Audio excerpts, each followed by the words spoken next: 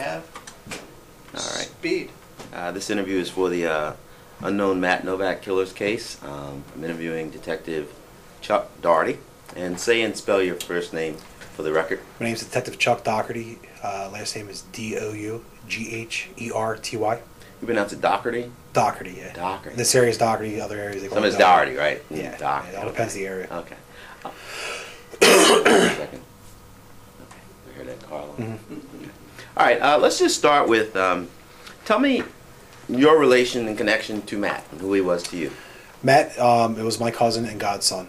He was born on my 13th birthday on March 4th. His father, my uncle, Matt Sr., and I are very close, as well as my other uncles and aunts. That's about it with that. What was he like growing up as a kid, as a young kid?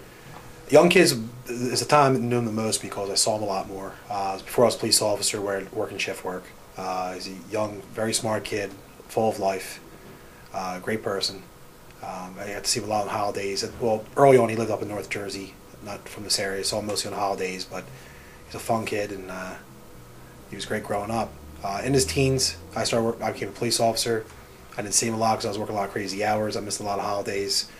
Lost a little gap there. But I got to know him again, in his 20s and as he's getting older, and he's a good guy. What was his ambition in life? What did he? He was a great cook. He wanted to be a chef, I believe, and he had some other ambitions and also, but that was one of his big things, is culinary school and cooking and working with that in that field. Is that what he was doing at the time of his death? Was he a chef or was he in school? He was in school. I believe he was working as a chef at the time. I think I forgot. I think he was between jobs at the time. To be honest, and my uncle would know better. I believe he was working as a chef at the time. He was he the only child? He has a half sister that's older than him. Okay. Now, tell me a little bit about your uncle. That's going to happen once in a while. That's okay. That's fine. Tell me a little bit about your uncle, Big Matt. Big Matt is my mom's brother. Grew up as a kid. Him and my Uncle Rick were always around. Great mentors. A lot of fun. He's babysit me, take me to different events and games and stuff like that. Even our relationship now, we're very close. See a lot of rock concerts together and Eagles games, Philadelphia Eagles games and Philadelphia Phillies games, and I enjoy spending time with each other, and we're real close. Big Matt was also the best man at my wedding, and that's very close for many years. Can you go into a meeting? Let's go in and cut this on here right now. You have pictures of that, though, I'm sure, right? Him at your wedding. You have pictures of him at your wedding and all that. Like that kind of Yeah, if you could email me a couple of those, that'd be great. Okay. Yeah, come out a little bit. Out. Mm-hmm. I might have to scan a couple of things. It was 10 years ago. A little bit more, right there. It's analog. That's good, right there. Okay. Mm-hmm. And so, when was the last time you saw Matt?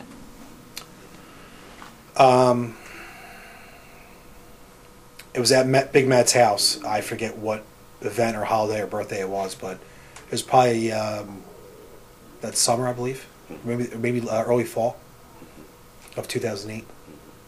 And so, if you want to, you can just start to tell me the whole story from what happened that day, and just take me through that day from when you first got the call of what was going on. From what my Uncle Matt told me, Matt and his friends Chris and Ernesto slept over Big Matt and Sue's house that night in Mocha Hill, New Jersey, planning on the next day, Sunday, September 28th, 2008, to go to the Puerto Rican Day Parade in Philadelphia, which they attended every year.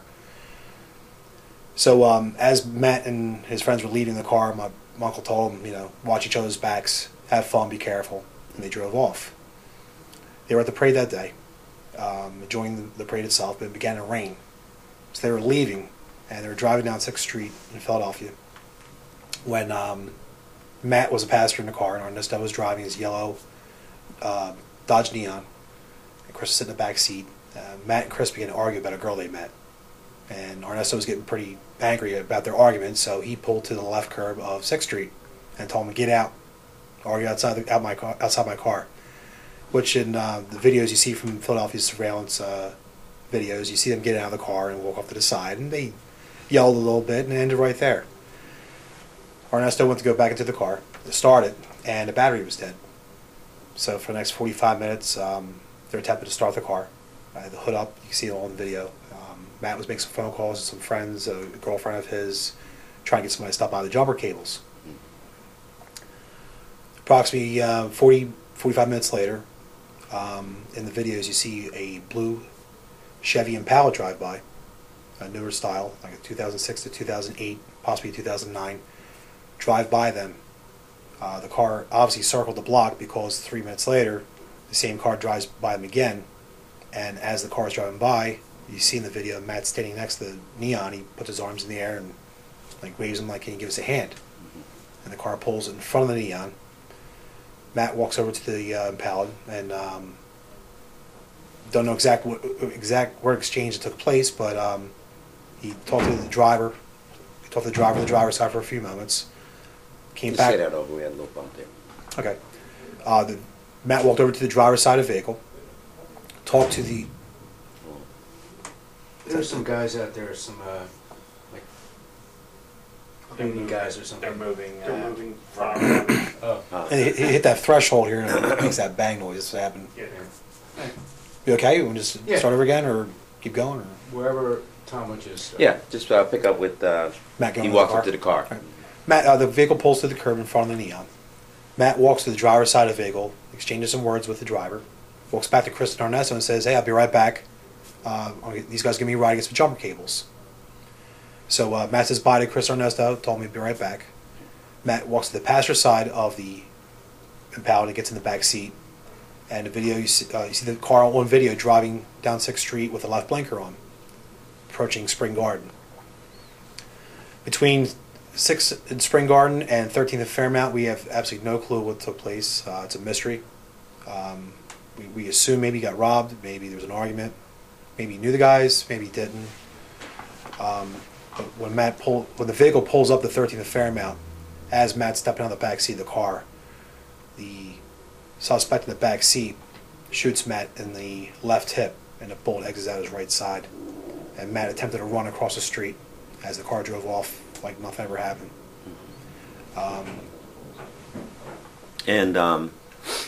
So when did you get the call that something had happened? Later that night, I was over a friend's house watching the Philadelphia Eagles play and enjoying myself, and my cell phone rang as my mother called me, and she was hysterical crying. Didn't know what she was trying to say at first. She was very upset and told me that little Matt was killed in Philadelphia. Obviously, I was in complete shock. I didn't know any details, so I know he was shot, he was killed, and Big Matt and Sue were on the way to Philadelphia, and he called on the way there, or he called while he was there at Hahnemann Hospital in Philadelphia. And could you believe it? I mean, shock. you're a cop, but I mean, complete shock. I've been a cop for 18 years, and I was in the fire department for almost 20, and dealt with death and destruction many times, but it was always somebody else. But I was in complete shock. I didn't know what to do about my own family. I didn't know what to do at first. So I drove to my parents' house, and my mom, dad, and I sat there, and we were crying and upset, and of course I was very anxious to know what's going to happen next, and of course I want to get involved. And we had to wait till the next day to hear the rest of the story.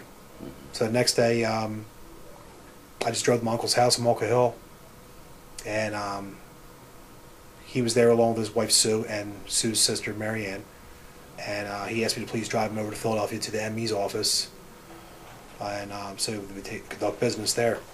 to do it. Well, to official identification and conduct whatever paperwork and business that the Philadelphia police had to handle, or medical examiner's office. So we drove to Philadelphia that morning, and we were sitting in a room with some other people talking and going over things, and there's a victims group that was explaining what they could do for victims and stuff, and victims' families and all. So then they asked if, they said they would take us to another room to identify Matt through an 8x10 photo. And Big Matt asked me and Mary Ann to please take care of that. So walked in the other room, and they showed the picture of Matt, 8x10, and he's laying dead. And at that point on, I knew I was determined to find who killed my cousin. Very, very, very hard. And So from that point on, when did you meet Detective Peters and start working with him on this? Within the next few days. Just state that out because they won't hear my question. Oh, between the time I identified Matt and before his funeral, I was on the phone with Detective Peters. I called Philadelphia Homicide's main number. Spoke to him on the phone. He told me what he found out so far. He said he was nearby when the call went out, and he actually spoke to Matt briefly. He was in and out of consciousness. Matt at the time kept saying it was an Impala with Jersey tags on it, New Jersey tags on it. But he wasn't real sure about that because he said Matt was in and out of consciousness. Wasn't sure how good that information was at the time. And then he said, of course, I'll give you if he needs anything from me. He asked me if I could help him because if it did have Jersey tags, anything I could do on the New Jersey side of law enforcement. And then it was Matt's funeral a few days later, where I don't remember if I received a phone call or my uncle, but they discovered there was a video of the car, of the Chevy Impala. It looked like it was to be Imperial Blue. And it did have New Jersey tags on it. And we thought to ourselves, this is great. I mean, we have video of the car. We'll catch these guys in no time. And it hadn't worked out that way. Unfortunately, due to the video compression, it's MPEG-4 compression, and it's very pixelated. Our current forensic guy working on the tags now in the videos says the tag itself is only 5 pixels by 10 pixels wide. It's very blurred. There is a newer video we discovered from a few minutes before the second time they drove by. We didn't realize we had, which has a clearer shot of the tag. It's currently in progress right now, trying to identify the characters on the tag and any other identifying marks from the car to try to identify who the car is registered to or rented to or whatever. What's your gut feeling and your theory? I mean, when you work on a case, you eventually settle in on maybe one or two possible theories about what happened. What's your theory about why this happened and what went on in the car that day and what led to this whole thing? What do you think happened? What I think happened was, knowing Matt, he was a big kid, he worked out a lot, he wasn't afraid of anybody, he's very strong, kind of guy who gives you a hug, gives you a big bear hug, I really believe that initially he got the impression that these 3 possible black males were going to give him a ride to go get jumper cables. And once he got in the car, I believe they were trying to rob him. Maybe the guy pulled a gun on him, and maybe Matt told him what he could do with the gun. Maybe they just resisted. I told him absolutely no, you're not getting anything. I'll fight you. I'll do whatever. I'm sure a couple curse words were flying back and forth. Maybe it's my personal opinion. And then he finally knew they weren't going to get anything out of Matt, so he pulled to the curb. As Matt got him out, they gave him a shot in the leg to teach him a lesson. I don't think they wanted to kill him. I think if they wanted to kill him, they would have shot him in the chest or the head. But they shot him in the leg thinking they're just going to hurt him, and because they didn't get anything from him, because we did discover he had all his personal belongings on him, his wallet, his money. He had a nice belt buckle. It was pretty expensive and flashy. I believe they were tempted to rob him. Matt told him no and fought him, and they're teaching him a lesson. I'm going to change tapes here, okay? All right.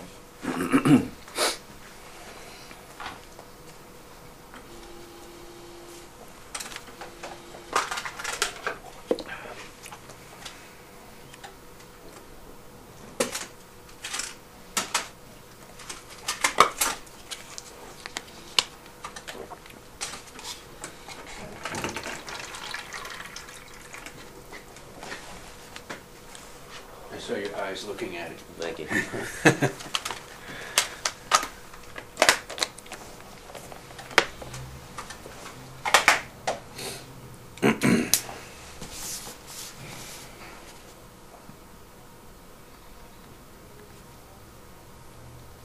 you doing there, Sean? You all right? I'm just letting it run right now. Is it recording right now? Mm-hmm. Okay. There are a lot of That's fine. pictures. I'm just letting it. If you get, tell you, stop it now so it's a separate clip because it takes forever to convert. All right, this interview is for America's Most Wanted. It's the unknown Matt Novak killers, and I'm interviewing, say your name again for the record. Detective Chuck Dougherty. All right, and spell your last name again. Dougherty.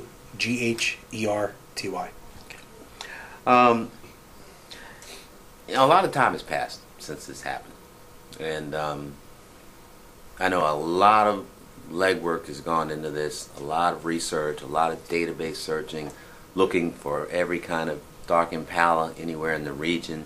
If you can, kind of take me through some of the extensive efforts that you and Detective Peters have done in this case.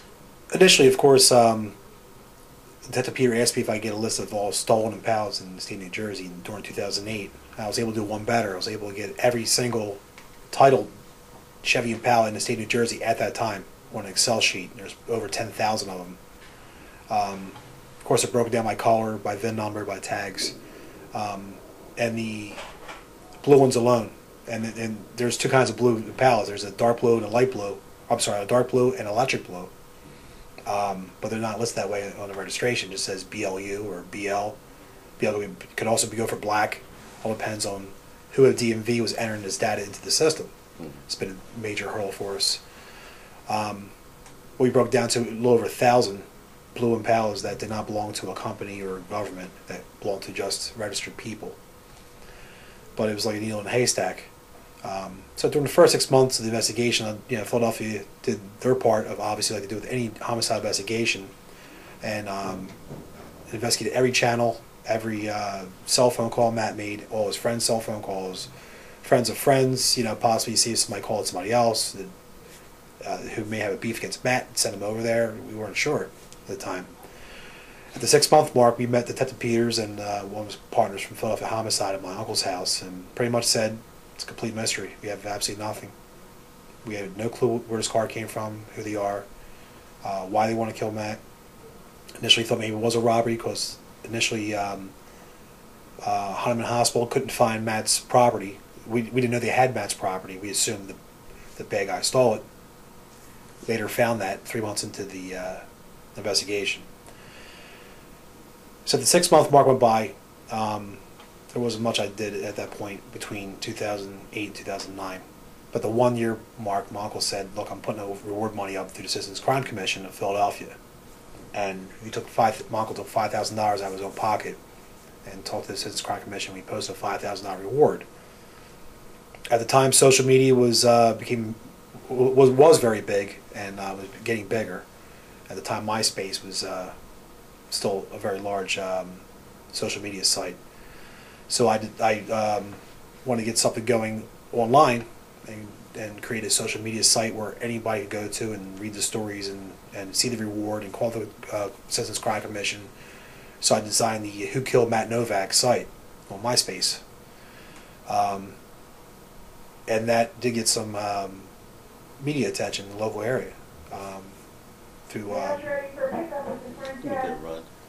Pan up to that, and then slowly at your leisure come back down to him while he To continues. the Gloucester? Yeah, up to that. No, to The the Who to Killed Kill Matt Matt. Novak. Gotcha, Yeah. okay. And up to that, and he'll stay on that for about 10-15 seconds, and slowly come back down to him Okay. while he continues to talk. So you created this site. I created the initial MySpace site. Shortly after that, the reward money went up to $6,000. We had a $1,000 donation from little Matt's aunt. So that reward sat around for about a year. We got some local news coverage, and we were really hoping that the tip lines would start calling and people start calling Philadelphia Homicide, and nobody called. So as time went on, I was pulling these recordings off the news and putting on our website, so I decided to start a YouTube channel, and Facebook became very big at the time. So I started a Facebook fan page, all with the name Who Killed Matt Novak. Unfortunately, the Facebook page, I named it Who Killed Matt Novak $6,000 reward. Since then, the reward's gone up to $21,000. We, in August of 2010, we held a family picnic and reward fundraiser. The months leading up to that, close, good, longtime friends, my Uncle Matt's, came together with this idea to have this reward fundraiser in Williamstown, New Jersey, at this picnic grounds. They catered the food. We had games and things for the family to do, and a beer garden and everything. And we took donations. And we've had hundreds and hundreds of people who didn't even come to the picnic donate money. Of course, the picnic was a great success. Everybody had a great time for excellent calls. And once we gathered all the money up, we were up to $21,000 reward. which we posted through the Citizens Crime Commission. And again, did another actually, the news was there that day at the picnic, and got some more news coverage. Of course, I upped everything on our social websites at $21,000. Since then, there's been more press conferences, and there's been more news media, and the $21,000 has been out there, and still no calls. Since then, I did make an official web page. It's whokilledmattnovak.com, and everything leads back to not only our MySpace, YouTube, and Facebook pages, but I also have America's Most Wanted's link on there to our page on America's Most Wanted. It's been there for approximately a year. And it was you that initially reached out to us, to America's Most Wanted.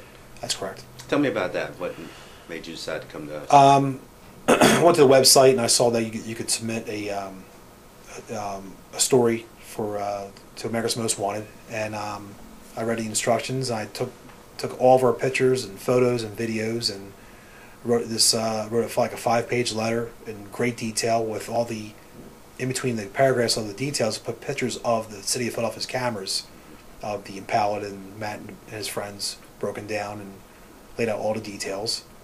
And I submitted to America's Most Wanted. And a day or two later, somebody called me, because I also posted the letter on our Facebook page, and a producer from America's Most Wanted's daughter, who was in college, happened to see this, and through the grapevine, she called her father, who called me through the police station here, and I was really surprised he received the package that fast. He's like, "I didn't receive your package yet. I saw this through Facebook." And then that's how the process started. You know, the thing about this case is that makes it solvable is the fact that there are at least 3 people that know what happened. That's correct. You know, that's the advantage. It's the one, you know, good thing you have going for you in this investigation, and putting it out through us in a wide net. You know, because by now enough time has passed that perhaps one of the perps is in jail for something else, or he's got a case pending and may see this and say, may try to help himself out of another situation. Absolutely. It hasn't happened yet. It's not happened yet. But, you know, that's... Well, we're hoping that, you know, hopefully these guys brag to a girlfriend, some other friends, that they shot some kid. They might not even know he's dead. You might think they just shot some kid they were trying to rob, and they gave him a good shot in the leg to teach him a lesson, like I said earlier. And I'm assuming maybe they don't know he's dead. And I'm hoping they brag to some people about it, maybe to a girlfriend, maybe to some of their buddies, and over 3 years, relationships break down. You know, maybe that girl's scorned, and she remembers. She'll see this story here, America's Most Wanted. She'll put 2 and 2 together, and maybe call a tip line saying, "Hey, I know so and so was in his blue Impala 3 years ago, and I didn't realize he killed him." Maybe you know, another buddy's in jail also. Use that $21,000 for bail. Maybe he knows who shot Matt or the occupants of that car, and he'll call a tip line, and hopefully he'll get some results. One thing about the car was in pristine shape. It was a very, it looked like a new car. Yes. The Impala, at the time of the homicide, was in 2008. That style Chevy came out in 2006. It appeared to be clean. It appeared to be very shiny on the video, even though it was raining outside at the time a little bit. That could be the shine from the rain. But it wasn't in very good shape. So it was Imperial Blue Chevy Impala, New Jersey tags. Does not appear to have a 1-star, because in some of the videos it doesn't appear to have that antenna on the roof that could possibly be a 1-star antenna. Chris and Ernesto and some of the witnesses who were out at 13th and Fairmount, who called 911 when Matt was shot, believe it may have had tinted windows, but that was never 100% confirmed. And it's just a basic dark blue Impala. There's no other there's no other identifiable marks on the car.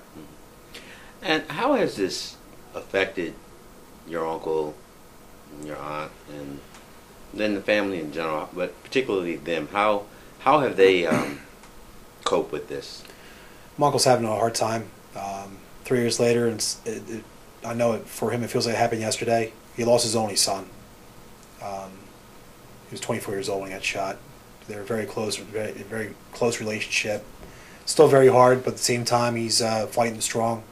Him and I are both fighting strong, as well as the rest of our family and friends and law enforcement brothers and sisters. And we're going to keep pushing on to catch these guys. We're never going to stop. We're going to keep going until we catch them and somebody gets arrested for this. As for the family, it's been hard for everybody. You know, we lost a person of our family. That hasn't happened to me since I was a little kid. My great-grandfather died. And here I am, you know, as a grown adult, and my cousin's suddenly taken away from me. And as a police officer, it's totally different when it's your own family getting killed and you're a victim instead of the other way around. It's been quite hard, quite difficult, and but we're going to keep pushing on. We're going to lock these guys up. We're not going to stop till these cowards are in jail. All right. I think Brian said that it was a large caliber weapon, maybe 45. I believe it's a 40 or 45. 40 or 45. That's correct. Because they found one bullet.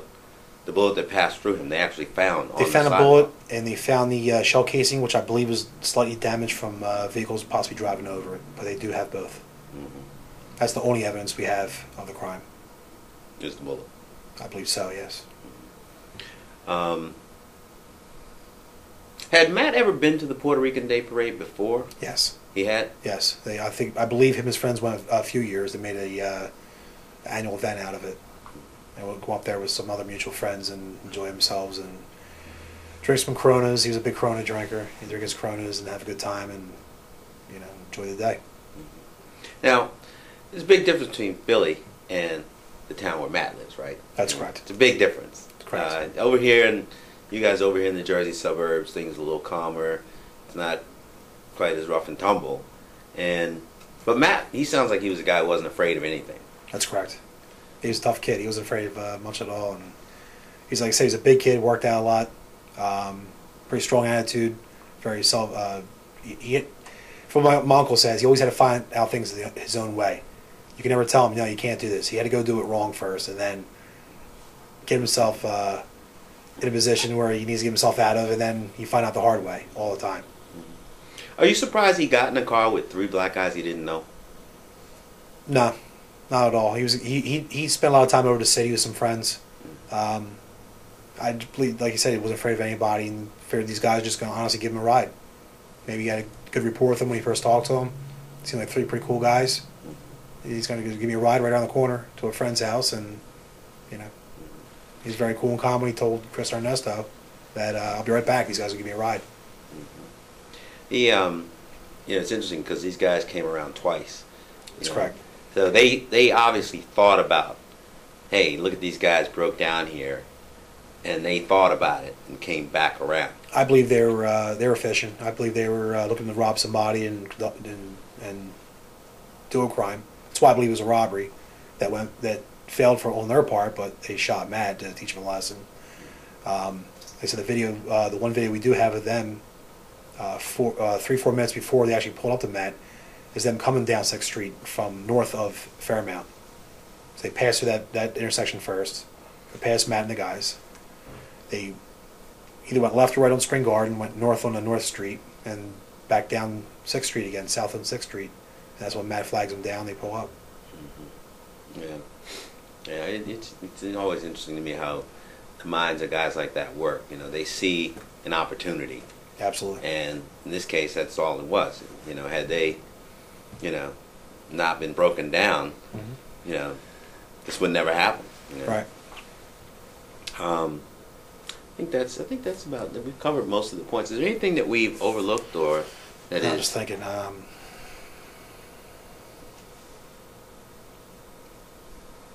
don't believe so. When he was 2003, he was before he started working out like crazy. He was still okay. thin young kid. This is later, right? That's later. That's when he was. Yeah. That's when he beefed up and I see. was hitting the gym every day. Who's that? That's him working in my uncle's fabrication shop. Oh, okay. That's him, his dad, right? That's Big Matt, Little Matt there. Yeah. Uh-huh. So who's the baby? I believe that's his cousin Oh, okay. from his mom's side of the family. So tell me a little bit about this letter that you wrote here, and Can we read the whole thing to you? you can read a little. God. No, you can just read a little bit. I'm going to roll on this, yes? Just read the first. I think it was the first paragraph. Was yeah. Read the first paragraph. Okay. Dear America's Most Wanted, my name is Chuck Dougherty, and I've been a police officer in Gloucester Township, New Jersey, for the past 16 and a half years, and most recently a detective in a technical services unit. I have seen, witnessed, and investigated my share of crimes against innocent men, women, and children. But on September 28th, 2008, the unthinkable thing happened to my family and I. My cousin, godson, was murdered. It was a night I will never forget. I was at a friend's house watching the Philadelphia Eagles play on TV when my mother called on my cell phone, crying hysterically, and told me that little Matt was killed in Philadelphia. The next day I drove my uncle Matt Sr.'s and Aunt Sue's house in Malka Hill, New Jersey, to assist in any way I could. They were obviously still in shock and asked me to drive them to the Philadelphia Medical Examiner's office. Once there, it was obvious that they would not. Once there, it was obvious that they wouldn't be able to make the positive identification of Matthew, so I did it for them. We keep going, or Just a little bit more. okay. Emmy took little Matt's aunt and I to another room, and showed us an 8x11 photo of Matthew. It was at that moment when it hit me that It was at that moment when it hit me I wasn't looking at just another dead body, like I've done so many times in the past on the job as a career police officer or during my 18 years as a volunteer firefighter. This was my family. From that moment on, I swore that I would do everything in my power to help my family and the Philadelphia Police Department find the people who killed Matthew. Keep going. That's good. Thank you. Go ahead and look at some of these photos here. Tell us a little bit about it and kind of show them to us, actually. This one here is a picture my uncle took of Matthew. He loved 4th of July, he loved fireworks, and this was his display of fireworks in the garage. Just cut that out of the way here. Sure. This is a display of fireworks he was getting ready to fire off on 4th of July a few years ago. All these pictures came from my uncle, Uncle Matt Sr. I believe this is them watching the Philadelphia Eagles at one of their games. They had season tickets. They would go to all the games, Big Matt, Little Matt. Mm-hmm. Every once in a while, one of the two would stay home and somebody else in the family would join them and trade tickets. This is a picture of Little Matt working in my uncle's fabrication shop. He worked that job for a while too, in between culinary school and cooking and all. Picture of Big Matt, Little Matt. They look alike too. Hey, do. Same face, yeah. It's a picture of Little Matt, and I believe that's his cousin on his mom's side.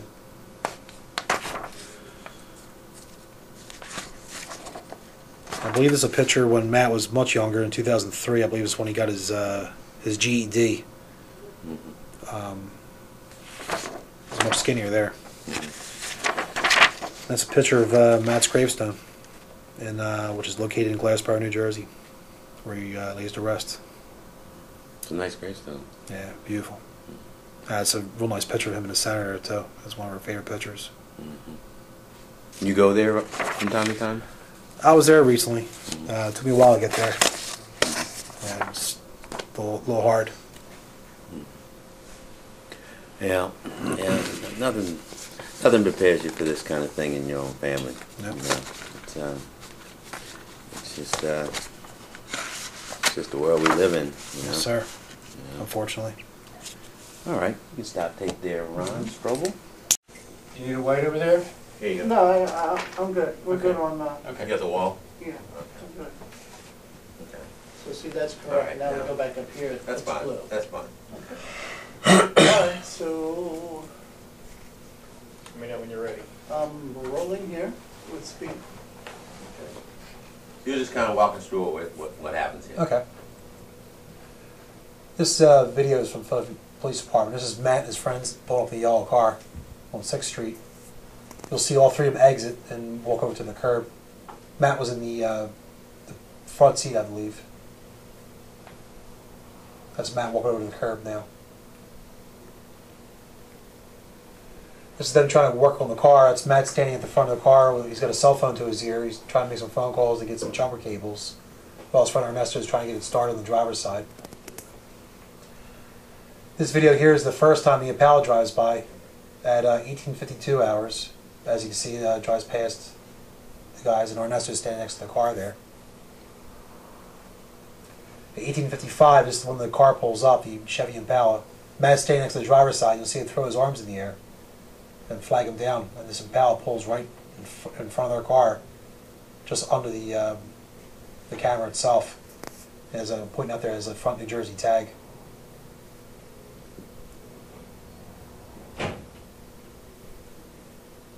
And Matt's currently walking down the sidewalk right here. This video here is another angle of the car pulling up in front of the Impala from the camera at 6 in Spring Garden. And right before the camera stops, you actually see Matt's white t-shirt bobbing down the sidewalk. Right there, you can kind of see him right above the car.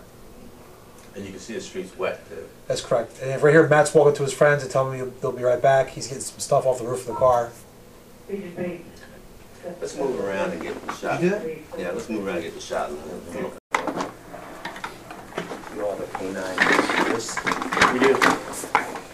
Nero, Max, and Arrow. We just added the fourth. We had one killed. The lights on back there. That's one of those switches. We replaced them. Right, shot him or something? No, actually he was trying to do an apprehension of a guy who just committed an armed robbery. Does that look okay? The kid was an athlete. Can we take a Doug? look? Mm-hmm. And the dog latched on him. Step here. The kid swung him around in the traffic. You almost got it. The dog- Nah, hold on. You got it now. There you go. You gotta pull the slack. the dog jumped, Uh-huh. You okay with this shot, swung Tom? around like that. Uh-huh. Yep. Do you need audio for this segment here? Yeah. Sure. Yeah, that's freaky. That's freaky. Terrible. I know a guy that punched a police dog in the face and knocked him unconscious. Well, my homeboys Tough guy, huh? knocked the state police canine out with one punch. Took 6 troopers to take homeboy down. Yep. He was an oysterman. Okay. They go out and Here we go. So talk us through it, if you Those would. guys are like, their arms are just... Okay, this is Hold on video. a second, Tom. Let's start again, Chuck. All Right. set. This is a video from the Philadelphia Police surveillance cameras on 6th Street. Here, the beginning shot, you have Matt and his friends pulling up in the yellow neon to the driver's side curb of 6th Street. And you'll see all 3 boys exit the car. Matt's in the back passenger seat. Ernesto's driving. Chris is getting on the front passenger seat. They walk over to the curb. Next shot you see here is Ernesto and Matt trying to get the car started. Matt's standing in front of the car with a cell phone to his ear, working on under the hood. He's trying to call for somebody to get some jumper cables. This shot here is the first time you see the Impala go by at 18:52 hours. He drives past the boys when they're standing next to the Impala, the neon.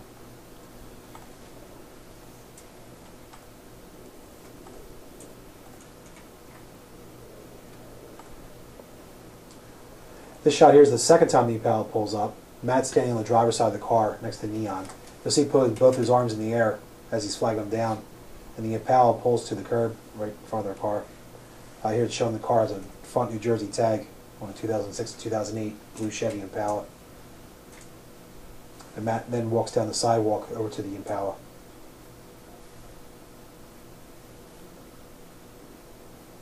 This next clip is another camera down the street a little bit further at 6 in Spring Garden where the Impala's pulling to the curb. And in a moment you'll see Matt's white t-shirt walking down the sidewalk, walking over to the driver's side of the Chevy Impala, speaks to the driver. Right there. This shot here's Matt going back to Neon. He's telling his friends he'll be right back. He's going to get some jumper cables and the guys in the Impala can give him a ride. He grabs him off the roof. He walks back to the car. This shot here's the Impala pulling away from them. Matt's the back passenger side seat of the car. The car is going south on 6th Street towards Spring Garden. And they activate their left turn signal as if they're going to be a left-hand turn onto Spring Garden Street. And that's the last video we have of them. Between that point and 13th and Fairmount, we're not exactly sure what took place. At the time when, at 13th and Fairmount, when he was shot getting out of the back seat of the car. Can you play it again and just, this time, don't say anything, just shake your head in disgust, kind of as you're looking at it? Like you'll never know, kind of, there you go, that kind of thing. Make me dizzy.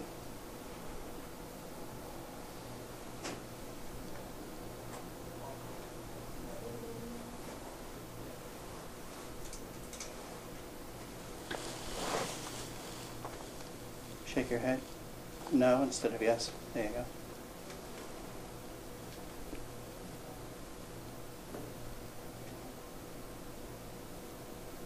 Good. All right, that's good. Hey, you can break this down.